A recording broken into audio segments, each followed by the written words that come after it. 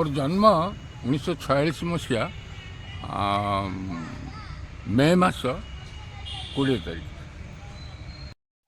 किशोर वार्धक्य 1962 मसीह 2026 मसीहा पर्यंत विशेषकर राउरकेलार स्थाने स्थाने शिक्षित अशिक्षित कला प्रेमी मान संगठित कर नाट्य संघ कला परिषद क्लब कम्युनिटी सेंटर आदि नुआ नुआ नाट्य संस्था मानकर सृष्टि सूत्रपात करने संगे संगे से जीवन नाट्य अभिनयर अयमारंभ कराई नाटक पर नाटक मानकर निर्देशना दे स्थानीय जिला स्तरीय राज्य स्तरीय तथा विभिन्न राज्यर नाट्य रंगमंच मानक नाटक मान मंचस्थ करवा ही मोर ये विनम्र कलाकार जीवन श्रेष्ठ आराधना। एकत्र सम्मान हूँ राउरकेलार मो विचार रे बहुत बड़ सम्मान, कारण सबू नाट्य अनुष्ठान माने एकत्रित हो अनुष्ठान को गठन कर मते से अनुष्ठान प्रथम रू ही सम्मानित करथिला। इलाहाबाद नाट्य संघ नाट्य सम्मान नाट्यश्री मत 1998 मसीह जोटा कि मु मन करे गोटे श्रेष्ठ सम्मान। आंध्र प्रदेश विजयनगर पाखे अच्छी गाड़ीबिड़ी सर्वभारतीय नाटक प्रतियोगिता होता से नाटक लिखि निष्पत्ति उत्पत्ति मंचस्थ कर मत प्रथम थर नाट्य निर्देशक भाव में जड़े कलाकार भाव में सम्मानित करते चिंतामणि जेना स्वर्गत चिंतामणि जेना नटराजर से थिले नटराज नृत्य परिषद राउरकेला। स्पंदन एक महान नाट्य संस्था दीर्घ दिन धर से अनुष्ठान कार्यक्रम कर आसुची प्राय 40-45 वर्ष धरी। श्रीयुक्त समर मुदेली तार मुख्य दायित्व रहती। स्पंदन अति प्रिय मत सम्मानित कर नाट्य गौरव 13तम वार्षिक कुराल महोत्सव हनुमान राउरकेलार हनुमान बाटिका कार्यक्रम अनुष्ठित होता। मत से जड़े श्रेष्ठ कलाकार बोली श्रेष्ठ नाट्यकार बोली सम्मानित कर प्रयास मत सिविक सेंटर राउरकेला सम्मानित करथिले। स्वर्गत नाट्यकार चिंतामणि जेना झील निवेदिता जेना मीना बोली मुझे डाके सी आ प्रफुल्ल एमानकर अनुष्ठान राउरकेलार बासंती कॉलोनी ये अनुष्ठान रही। नाट्यकार निर्देशक अभिनेता मध्य श्रीयुक्त भास्कर महापात्र मोर अति प्रिय संस्था तरफ निर्देशक भाव में जन कलाकार भाव में खुशी सम्मानित सृजनी साहित्य संसद नाट्य निर्देशक भाव में मोर कर्म देखी से मत सम्मानित करते जो दूरदर्शन रे धारावाहिक जवाब संकल्प राउरकेला सिविक सेंटर मत नाट्य निर्देशक भाव में सम्मानित करथिला। कलिका नृत्य एवं संगीत एकाडेमी स्वर्गत धनी साहू मत सम्मानित करथिले।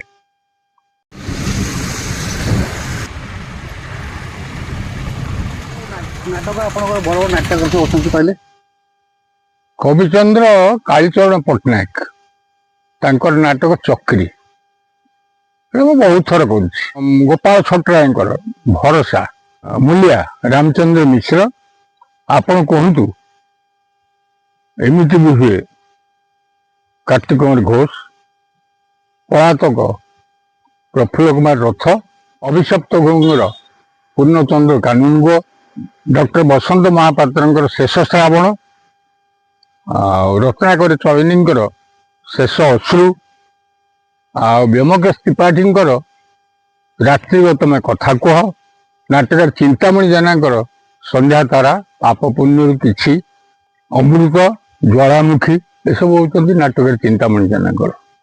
ଭଞ୍ଜକିଶୋର ପଟ୍ଟନାୟକଙ୍କର ନାଟକ ହଉଛି ସମାଧି, ଗରିବ ଆଉ ଅତିଥି। ପରିଷଦ ଆଉ ଏ ସଂଖାଳୀ ନାଟକ ଶାରଦା ପ୍ରସନ୍ନ ନାୟକ, ସ୍ୱରୂପ ନାୟକଙ୍କର ବଡ଼ ଭାଇ, ବଢିଆ ସୁନ୍ଦର କରି ଲେଖିଥିଲେ। ସେଟାକୁ ମଧ୍ୟ ମଞ୍ଚସ୍ଥ କରିଛି। ପ୍ରାୟ 56 ବର୍ଷ ଜୀବନର ପରମାୟୁରୁ ମୁଁ ନାଟକରେ ସାରିଦେବି। ତଥାପି ମୁଁ ଜାଣିନି ଯେ ନାଟକ ଆରମ୍ଭ କୋଉଠୁ, କଳା ସଂସ୍କୃତି ଆରମ୍ଭ କୋଉଠୁ। ବର୍ଗୀ ଉତ୍କଳ, ଆସମାନ ଡାକୁ, ଛତ୍ରପତି ଶିବାଜୀ, ହଳଦୀଘାଟ, ଜୟଶ୍ରୀ, ଭାଇ ଭାଇ, ରବିରାର୍ଜୁନ, ମାଟି ବୈକୁଣ୍ଠ, ଚକ୍ରୀ, ଅଭିଯାନ, ମୂଲିଆ, ତୁଠ ପଥର, ଉଠା ପାଚେରୀ, ବନ୍ଦିତା, ମଲାଜହ୍ନ, ଏମିତି ବି ହୁଏ। ଆପଣ କୁହନ୍ତୁ, ଭରସା, ଲୁହା ଶିକୁଳି, ପଳାତକ, ଅତିଥି, ସମାଧି, ଗରିବ, ତୋଫାନ, କଂସା କବାଟ, ରାତ୍ରିବ ତୁମେ କଥା କୁହ, ଅଭିଶପ୍ତ ଘୁଙ୍ଗୁର, ରାମଦାସ ତୁମେ ହାରିଗଲ, ଅନ୍ଧ ଯମୁନା, ମୁଁ ଶୈତାନ କହୁଛି, ଉର୍ବଶୀ, ମୟୂର ସିଂହାସନ, ଅପରାଧୀ, ବିପ୍ଳବୀ, ଶତ୍ରୁ, ଦିଲ୍ଲୀ ସିଂହାସନ, ମୋ ସଂସାର ଭାସିଗଲା, ଶେଷ ଶ୍ରାବଣ, ମୋନାଲିସାର ହସ, ପରିଷଦ, ସଂଖାଳୀ, ଶେଷ ଅଶ୍ରୁ, ସନ୍ଧ୍ୟାତାରା, କୃଷ୍ଣଚୂଡ଼ା, ପାପ ପୁଣ୍ୟରୁ କିଛି, ଅମୃତ, ଜ୍ୱାଳାମୁଖୀ, ମହାମାନବର ଚରଣ ତଳେ, ଜିନତ୍ ବେଗମ, ଅସୂର୍ଯ୍ୟ ଉପନିବେଶ, ପର୍ଯ୍ୟବେକ୍ଷକ, ସମୁଦ୍ରରେ ଝଡ଼, ଆଶା, ଦୃଷ୍ଟାନ୍ତ, ନିଷ୍ପତ୍ତିରୁ ଉତ୍ପତ୍ତି ଇତ୍ୟାଦି। ଆଜି ପର୍ଯ୍ୟନ୍ତ ପଶ୍ଚିମ ଓଡ଼ିଶାରୁ ଆଜ୍ଞା ବହୁତ ଟିଭି ସିରିଏଲ ଓଡ଼ିଶାରେ କଟକ ଭୁବନେଶ୍ୱର ତିଆରି ହେଉଛି। ପଶ୍ଚିମ ଓଡ଼ିଶାରେ କିଏ ସାହସ କରୁନାହାନ୍ତି ମାନେ ସିରିଏଲ କରିବା ପାଇଁ। କିଏ ଜଣେ ବ୍ୟକ୍ତି ଯିଏ ପ୍ରଡ୍ୟୁସର ଡାଇରେକ୍ସନ କରୁଛନ୍ତି ପଶ୍ଚିମ ଓଡ଼ିଶାରୁ, ଯୋଉଟାକି 52 ଏପିସୋଡ କମ୍ପ୍ଲିଟ୍ ହେଇଛି। ଏବଂ ସେ ଯେତେ ନାଟକ କରୁଛନ୍ତି, ନାଟକ ଲେଖିଛନ୍ତି, କଳାକାର ସୃଷ୍ଟି କରୁଛନ୍ତି, ରାଉରକେଲାରେ ସେଟଲ କରିକି ଆସିବା ଆଗରୁ ଆପଣ ଜନ୍ମଗ୍ରହଣ କୋଉଠି କରିଥିଲେ? ଆପଣଙ୍କ ବାପା କିଏ, ମା କିଏ, ଗାଁ କିଏ, ଆପଣ କେମିତି ଆସିଲେ ଏଇ ନାଟକ ଲାଇନ୍? ମୋର ଜନ୍ମ ଗଞ୍ଜାମରେ। ମୋ ବାପା ହଉଛି ବିଷୟ ପ୍ରଧାନ। ଆଉ ମୁଁ ଆସି ଭୁବନେଶ୍ୱର ରହିଲି, ଭୁବନେଶ୍ୱର ପାଠ ପଢିଲି। ଏଇ ନାଟକ ଲାଇନରେ ଯୋଉ ଗଲେ ଆପଣଙ୍କୁ କିଏ ଉତ୍ସାହିତ କଲା? ମୁଁ ଭୁବନେଶ୍ୱର ଥିଲା ବେଳକୁ ନାଟକ ଫାଟକରେ ପଢ଼ାପଢ଼ି କଲା ବେଳକୁ ହିଁ ନାଟକ ଫାଟକରେ ଯୋଗ ଦେଉଥିଲି। ଆଉ ଘନଶ୍ୟାମ ପାଢ଼ୀ ଆଉ ଜଲିଲ ଅହମଦ ଖାନ ଏମାନେ ହେଉଛନ୍ତି ମୋର ପ୍ରଥମ ନାଟ୍ୟ ନିର୍ଦ୍ଦେଶକ। ଆଉ ତାପରେ ଆସିକି କଳାଶ୍ରୀ ଥିଏଟର ଅଳ୍ପ ଦିନ ରହିଲି। ସେଠି ସେତେବେଳକୁ ନଟବାବୁ ବ୍ରହ୍ମକେଶ ତ୍ରିପାଠୀ ଏମାନେ ଥିଲେ। ଅଳ୍ପ ଦିନ ପରେ ମୁଁ ବ୍ରହ୍ମକେଶ ତ୍ରିପାଠୀ କହିଲି, ଅଛୁ ପାଠଶାଠ ପଢିଛି, ତୁ ପଳା ରାଉରକେଲାରେ, ସେଠି କାମ ଦାମ କରିବି, ଏଠି ବଡ଼ କଷ୍ଟ, ଆଉ ସେଠି କାମ ଦାମ କରିକି ତୁ ନାଟକର ସେବା କରୁ, ମୁଁ ଆଶୀର୍ବାଦ କରୁଛି। ତାଙ୍କୁ କହିଲେ ଆପଣ ସାର୍ ଦ୍ରୋଣ ହେଲେ, ମୁଁ ଏକଲଭ୍ୟ ହେଇକି ଚାଲିଲି। ତାପରେ ରାଉରକେଲା ଆସିଗଲି, ଆସି ଏଠି ନାଟକ ଆରମ୍ଭ କଲି। ଆଉ ଚାକିରି ବାକିରି ବି ତା ଭିତରେ କରୁଥିଲି। ଶ୍ରୀମତୀ ମାଲା ପ୍ରଧାନ, ଯିଏକି ଧାରାବାହିକରେ ପ୍ରଯୋଜିକା ଥିଲେ। ଆପଣଙ୍କର ମିସେସ୍? ହଁ, ସେ ମୋର ପତ୍ନୀ। 5 ବର୍ଷ ହେଲାଣି ସେ ତାଙ୍କର ଦେହାନ୍ତ ହେଇଗଲାଣି। ଯାହା ହଉ ମୋର ହେବାରେ ତାର ବିଶେଷ ପ୍ରେରଣା, ବିଶେଷ ଅବଦାନ ମୋର ସକ୍ସେସ୍ ହେବାରେ। କାରଣ ପିଲାମାନଙ୍କ କଥା ମୁଁ ବୁଝୁନାହିଁ, ତ ସେ ବୁଝିଥାଏ, ମୁଁ ନାଟୁଆ ହେଇକି ହିଁ ଚାଲିଲି। ଏମିତି ମୋ ଜୀବନ ଚାଲିଲା। ଆଉ ତାପରେ କଲି ପ୍ରାୟ 56 ବର୍ଷ ଜୀବନର ପରମାୟୁରୁ ମୁଁ ନାଟକରେ ସାରିଦେବି। ତଥାପି ମୁଁ ଜାଣିନି ଯେ ନାଟକ ଆରମ୍ଭ କୋଉଠୁ, କଳା ସଂସ୍କୃତି ଆରମ୍ଭ କୋଉଠୁ। ତେଣୁ ଆଶା କରୁଛି ପରଜନ୍ମରେ ଅନ୍ତତଃ ଆରମ୍ଭ ହଉ ନାଟକର କଥାଟା, ସେଇଟା ଭଗବାନଙ୍କୁ ପ୍ରାର୍ଥନା କରୁଛି, ସେ ଆଉ ଥରେ ମତେ ପଠାନ୍ତୁ। ବନ୍ଧୁଗଣ, ଯେତେବେଳେ ଶିଳ୍ପନଗରୀ ରାଉରକେଲା ଆରମ୍ଭ ହେଲା, ସେ ସମୟରେ ସାରା ପୃଥିବୀରୁ ଲୋକ ଆସି ରହି କାମ କରୁଥିଲେ। ସେତେବେଳେ ଜଣେ ଓଡ଼ିଆ ନାଟକ କରିବା ପାଇଁ ଚିନ୍ତା କଲେ ଏବଂ ଲୋକ ଆଗ୍ରହ କଲେ, କେମିତି ଆପଣ ସେତେବେଳେ ଗ୍ରହଣ କଲେ? ଯେ ମୁଁ ମୋ ଦେହରେ ନାଟୁଆ ଚିନ୍ତାଧାରାଟା ହିଁ ଥିଲା, ସେଇଟା ହିଁ ମତେ ଆଗେଇଲା। ଆମର ପ୍ରଥମ ନାଟକଟା ମୁଁ କରିଥିଲି ତୁଠ ପଥର। ତାପରେ ତ ନାଟକ ପରେ ନାଟକ ଚାଲିଲା ଯେ ଚାଲିଲା, ତାର ହିସାବ ମୁଁ ଜାଣେ ନା। ସପ୍ତାହକେ ଦିଟା ନାଟକ ମଧ୍ୟ ମଞ୍ଚସ୍ଥ କରିଛି, ଦି ଜାଗାରେ। ମୁଁ କେବଳ ସେଇ ନାଟକକୁ ବି ଭଲ ପାଉଥିଲି। ଆଉ ଯୋଉ ଚାକିରି ବାକିରି କରୁଥିଲି ସେମିତି ଖାଲି ଯାଉଥିଲି, ସେମାନେ ମଧ୍ୟ ମତେ ଆଦର କରୁଥାନ୍ତି, ସ୍ନେହ କରୁଥାନ୍ତି। ଆଉ ନାଟକ ମଧ୍ୟ ବହି ନେଇକିରି ମୁଁ ଡ୍ୟୁଟିରେ ମଧ୍ୟ ବସିକି ରେଡି କରୁଥିଲି। ପୁରା ନାଟକ ପେଶା କରିକି ଚଳିବା ଟିକେ ବହୁତ କଷ୍ଟ, ସେଥିପାଇଁ ବୋଧେ ଆପଣ ଏକ୍ଜାକ୍ଟଲି ସତ କଥା। ସେଥିପାଇଁ ଚାକିରି କି ଜଏନ୍ କରିଥିଲେ। ଆପଣ କୋଉ ଚାକିରି କରୁଥିଲେ? ଚାକିରି ଷ୍ଟିଲ ପ୍ଲାଣ୍ଟରେ ଅଳ୍ପ ଦିନ ରହିଲି, ତାପରେ ଆଉ ଗୋଟେ କମ୍ପାନୀରେ ରହିଲି, ବାସ୍ ସେଇଠି ରିଟାୟାର ହେଲି। ସେଇଥିରେ ସେ ନାଟକ ତାପରେ ଚାଲିଲା, ତା ଭିତରେ ତା ଭିତରେ ନାଟକ ଚାଲିଛି। ନାଟକ ଚାଲିଛି। ଆପଣ ଏଇ ଯୋଉ ନାଟକ ନିର୍ଦ୍ଦେଶନା ଦଉ ଅଭିନୟ କରିଛନ୍ତି ଆପଣ? ହଁ କରିଛି କିଛିଟା। କୋଉ କୋଉ ବହିରେ ଆପଣ ଅଭିନୟ କରିଛନ୍ତି? ଚିନ୍ତାମଣି ଜେନାଙ୍କର ଇଏ ପାପ ପୁଣ୍ୟରୁ କିଛିରେ, ଆଉ ମଲା ଜହ୍ନରେ ରୋଲ କରିଥିଲି, ମୂଲିଆରେ ରୋଲ କରିଥିଲି, ଏଇ ଆମର ରାମଚନ୍ଦ୍ର ମିଶ୍ରଙ୍କର ମୂଲିଆ, ଆଉ ଉଠା ପାଚିରେ ରୋଲ କରିଥିଲି ଧନେଶ୍ୱର ପଟ୍ଟନାୟକଙ୍କର, ସେଠି ବି ରୋଲ କରିଥିଲି। ଏମିତି ଅନେକ କରିଥିଲି, କିନ୍ତୁ ତାପରେ ଛାଡ଼ିଦେଲି, ଆଉ ରୋଲ କଲିନି, ଏଇ ଦାୟିତ୍ୱ ରହିଲି। ମାନେ ରୋଲ ସାର୍ କମ୍ କରିଛନ୍ତି, କିନ୍ତୁ ନିର୍ଦ୍ଦେଶନା ଦେଇଛନ୍ତି ଆଜି ବି ଲୋକ ଝୁରୁଛନ୍ତି। କାହିଁକି ସେ ଅନେକ ବହି ଲେଖିଛନ୍ତି, ତାପରେ ସିଏ ତାଙ୍କର ଅଭିଜ୍ଞତା ବଢିଗଲା, ସେ ନିର୍ଦ୍ଦେଶନା ଦେଲେ, ଅଭିନୟ କଲେ, ନାଟ୍ୟକାର ସୃଷ୍ଟି କଲେ, ତାପରେ ଦେଖୁ ଦେଖୁ ସେ ଲେଖିବା ବି ଆରମ୍ଭ କଲେ। ଅନେକ ନାଟକ ଲେଖିଛନ୍ତି, ଆଉ ନାଟକ ଗୁଡ଼ିକ ସର୍ବଭାରତୀୟ ସ୍ତରରେ ବି ଯାଇକି ସେ ଯୋଗଦାନ କରି ପୁରସ୍କୃତ ହୋଇଛନ୍ତି। ଆପଣ କୁଆଡେ କୁଆଡେ ଯାଇଛନ୍ତି ଆଜ୍ଞା? ମୁଁ ପ୍ରାୟ ଏଲାହାବାଦ ନାଟ୍ୟ ସଂଘକୁ ଯାଉଥିଲି, ଉତ୍ତରପ୍ରଦେଶର ରେଗୁଲାର ପ୍ରାୟ 15-18 ବର୍ଷ ଯାଇଥିଲି। ଆଉ ବିଭିନ୍ନ ନାଟ୍ୟ ଅନୁଷ୍ଠାନ ମାନଙ୍କୁ, ନାଟ୍ୟ ଦଳକୁ ପ୍ରସ୍ତୁତ କରିକି ମୁଁ ଯାଇ ସେଠି ମଞ୍ଚସ୍ଥ କରୁଥିଲି। କଳାକାର ସେ କଳାରେ ଯଦି ଆତ୍ମତୃପ୍ତି ପାଇଲା, ତାର ଆଉ କଣ ଦରକାର?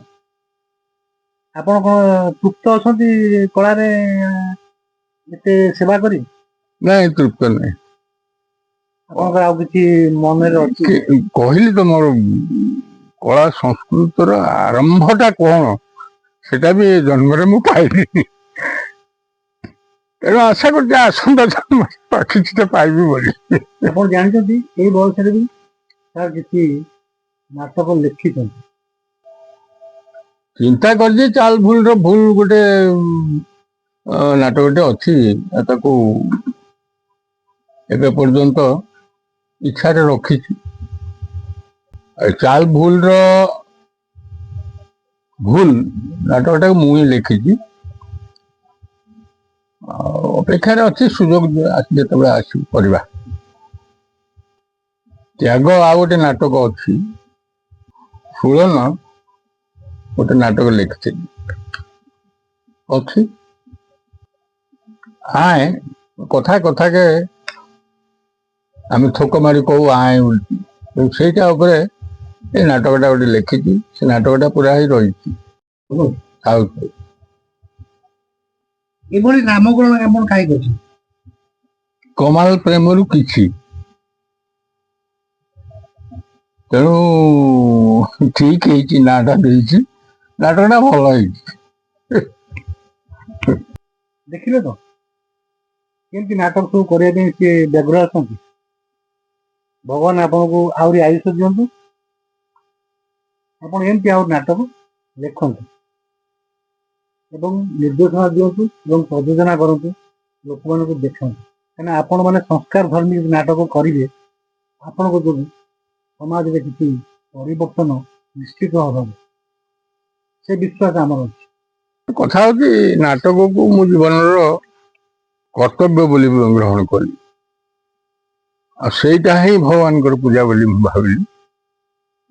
ଆଉ ମୁଁ ଦର୍ଶକ ମାନଙ୍କୁ ମୁଁ ସବୁବେଳେ ଦେବଦେବୀ ବୋଲି ମଧ୍ୟ ସମ୍ବୋଧନା ସବୁବେଳେ କରେ। ସବୁ ଅନୁଷ୍ଠାନ ମାନେ ଯୋଉ ଅନୁଷ୍ଠାନ ମାନେ ମତେ ଡାକନ୍ତି ଯାଏ ସମ୍ମାନିତ କରିବା ପାଇଁ, ସବୁବେଳେ ମୁଁ ଦର୍ଶକ ମାନଙ୍କୁ ମୋର ଆରାଧ୍ୟ ଦେବାଦେବୀ ବୋଲି ଭାବେ। ଆଉ ତାଙ୍କର ଆଶୀର୍ବାଦ ହିଁ ମୋ ଏଇ ଜନ୍ମର ବହୁ ଅମୂଲ୍ୟ ଅର୍ଜନ ବୋଲି ଭାବି ନେଇଛି। ଆଉ ସେଇଟା ବି ମୁଁ ଗଲା ପରେ ଯଦି ମତେ କେତେ ପ୍ରଶ୍ନ କରନ୍ତୁ, ତୋତେ ପଠେଇଥିଲି ତୁ କଣ ଆଣିଦେଇଛୁ ମୋ ପାଇଁ, ସେ ଆଶୀର୍ବାଦ ତ ତାଙ୍କ ଚରଣରେ ଅର୍ପଣ କରିଛି, ଏଇଆ ଚିନ୍ତା ରଖିଛି।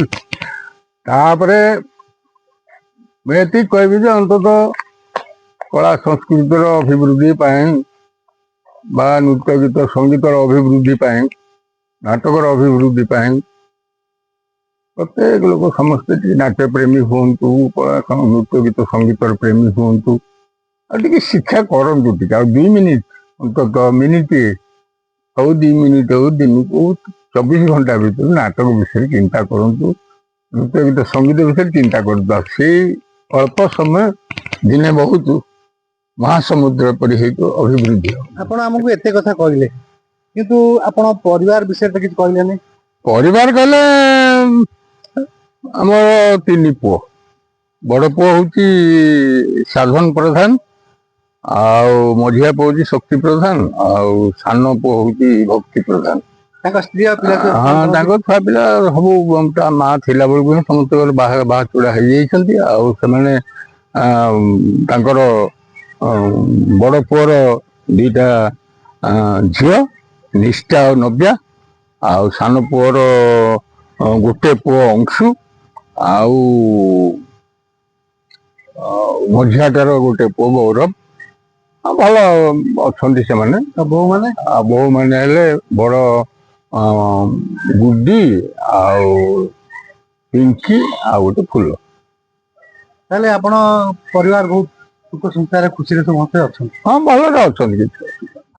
ଆଜିର ପିଲାମାନଙ୍କୁ ତାଙ୍କୁ ମୁଁ ଗୋଟେ କଥା ଅନୁଭବ କରିବି ଯେ ସେମାନେ ନାଟକକୁ ଆଉ ଇଏ ସାଂସ୍କୃତିକ କାର୍ଯ୍ୟକ୍ରମକୁ ମନୋରଞ୍ଜନ କାର୍ଯ୍ୟକ୍ରମ ବୋଲି ଭାବନ୍ତୁ ନାହିଁ। ସେଟା ହଉଛି ଗୋଟେ ଭଗବାନଙ୍କର ସେବା ବୋଲି ଭାବନ୍ତୁ। ନାଟ୍ୟ କାର୍ଯ୍ୟକ୍ରମ, କଳା ସଂସ୍କୃତିର କାର୍ଯ୍ୟକ୍ରମକୁ ଭଗବାନଙ୍କର ସେବା ବୋଲି ଭାବନ୍ତୁ। କାରଣ ନିଷ୍ଠାପର ଭାବରେ ଯଦି ସ୍ୱାବଲମ୍ବୀ ଭାବରେ ବହୁତ ଦୁଃଖ କଷ୍ଟ ସହିଲେ ମଧ୍ୟ ବାରମ୍ବାର ଚେଷ୍ଟା କରି ଯଦି ସେମାନେ ସେ କାମରେ ଲାଗିଯାଆନ୍ତି, ତାହେଲେ ଆଜି ସଫଳ ନହେଲେ ମଧ୍ୟ ଭବିଷ୍ୟତରେ ଜୀବନରେ ନିଶ୍ଚୟ ସଫଳ ହେଇପାରିବେ। ଆଉ ତଦ୍ୱାରା ଆମର ଜନ୍ମ ମାଟିର କଳା ସଂସ୍କୃତିର ଅଭିବୃଦ୍ଧି ଘଟିବ।